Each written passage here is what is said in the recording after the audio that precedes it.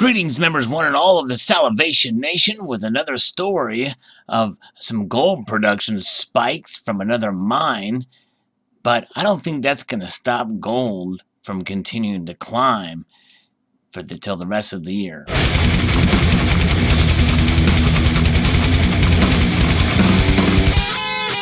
Well, let's take a look at this a little bit closer. Toronto miners' gold production spikes 199%.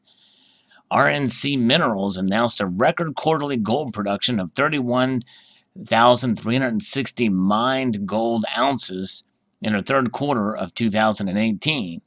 According to the Toronto-based company, such production represents a 199% increase when compared to the third quarter of 2017 and a 135% increase when compared to the second quarter of 2018. The Toronto-based miner also reported that gold production for the first 9 months of 2018 totaled 58,460 ounces, which is a significant hike when compared to 24,305 for the prior year. Clearly, the highlight of the third quarter was a significant high-grade gold discovery at the Beta Hunt mine. As a result of the Father's Day vein discovery, the company will be a substantial net cash position to fully fund our upcoming activities. With the arrival of the first drill at the site during the past week, exploration activities will begin to ramp up as part of an aggressive exploration campaign. The technical team is continuing to advance their work on understanding the sediment structure of the mine, which have the potential for additional high-grade coarse gold, Mark Selby, President and CEO of RNC, said in a media statement. The Beta Hunt mine is a low-cost gold and nickel mine located 600 kilometers from Perth in the Kambalda mining district of Western Australia. According to RNC, the deposit has a rare feature of hosting both nickel and gold resources in adjacent discrete mineralized zones. Although Beta Hunt is operated by Salt Mining Party Limited, where RNC has 100% interest, the mining tenements on which the mine is located are held by Gold Fields Limited and subleased. RNC CEO highlighted that some large rocks have been found at the site. We're also pleased to announce that final gold content estimates for the large specimen stones, which would rank among the largest ever found. The King Henry specimen stone at 1,402 ounces would rank among the largest gold specimens in existence. With multiple large-scale and spectacular specimens coming from a single area, we believe the Father's Day vein may rank among the richest and most prolific gold veins ever found, Selby said. You know, we heard I talked about this previously, but it's fascinating how much gold. But the thing is I don't believe this is going to have a huge impact on gold prices, even more gold being put in, especially considering the population of the world or even North America, you know, as to how much gold there is per capita. It'd be interesting to see what those numbers are, how much gold there was in 1900 compared to how many people there were, and how much gold there is in 2018 compared to how many people there are in the world. That being said, there was a lot of mining, a lot of discoveries that occurred, and a lot more production since 1900. There's also been a lot more people produced as well in that time frame.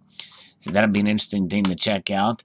Looking at the markets today, gold has edged lower as rallying dollar dents appeal. Gold fell on Wednesday, pressuring as a rising dollar spurred investors to take profits after tumbling stocks ushered the metal to a more than 3-month peak in the previous session. Spot gold was up 17.17% at $12.32 an ounce. U.S. gold futures settled at $1,231.10 an ounce, down $5.70. Tuesday, the precious metal touched its highest since mid-July at $1239.68. And let's see here. Oh, we got a scammer. Let's see what they have to say about it. Hello? Hello, this is Megan calling. All right. Because your business qualifies for a small business loan of up to $250,000. Let's see what take whether this. You have good or bad credit, as long as you've been in business for at least 6 months, Which and I fill have. out a simple All right. one-page application, we'll get you cash in as little as 2 business See if pressing 1. Well, okay, that doesn't. All right. So we are seeing a bit less risk aversion of the market, not as much as yesterday, and a strong U.S. dollar. Hello? One, how can I help you? Yes, I was calling to find out about this business loan and to see how much of an effect it's going to have on gold prices coming up here. Okay. Right? Okay. You really think it's going to have an effect on gold prices? I think, well, if you knew the numbers involved, I think you might. I think so. Yes, I do. Well, he hung up on me. Let's see if we can call him back. Probably won't work to call him back. Dollar index hit its highest since August 17th, and against a basket of currencies potentially weighing on demand by making the bullion more expensive for holders of other currencies. U.S. equities were in the red, falling into a mostly negative trend in world stocks, which have dropped for 5 straight days, pressured by earnings disappointment, concerns over Italy's budget, and worries that world economic growth is losing steam.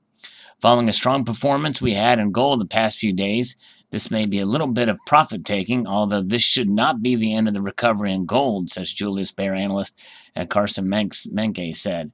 And I tend to agree with that. Gold was expected to stay supported as investors were likely to use bullion as insurance against growing political and economic tensions in the world, some analysts said. Increased concerns about international affairs across the board is contributing to investor concerns about the overall economy and its turn stock markets.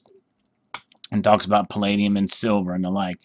But, it's going to be interesting and fascinating to see where things, with the report that has come will be coming with regards to the gross domestic product and employment, and see how things go there. I think that's going to have an effect, and that will also taunt the Federal Reserve to maybe want to continue to raise interest rates more. We'll see how that economic situation goes. If unemployment falls a bit and GDP falls under 4%, maybe even under 3% this time, then I think it's quite possible that the Fed may not raise interest rates.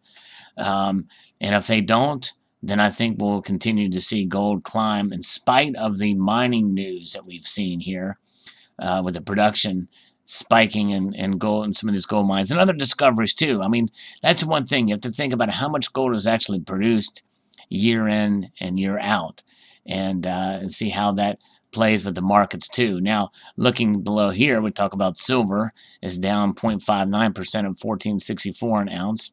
So all the markets are kind of easing back a bit, but this is not a dead cat bounce, at least. So we can take comfort in that. I do believe that we have seen the low, and it happened over the summer, which many had predicted, although it didn't get as low as the one story that I had posted for, I believe it was $1,100 an ounce. It didn't quite get that low for gold. And silver was surprised that it went as low as it did, under $15, and it's still under $15. And but we'll see how things play out as the year progresses here. We're getting very close to hitting the winter season coming ahead. And what will happen? There's a lot of different things at play. The election, I think we'll know a lot more after the election to see where gold and silver prices go.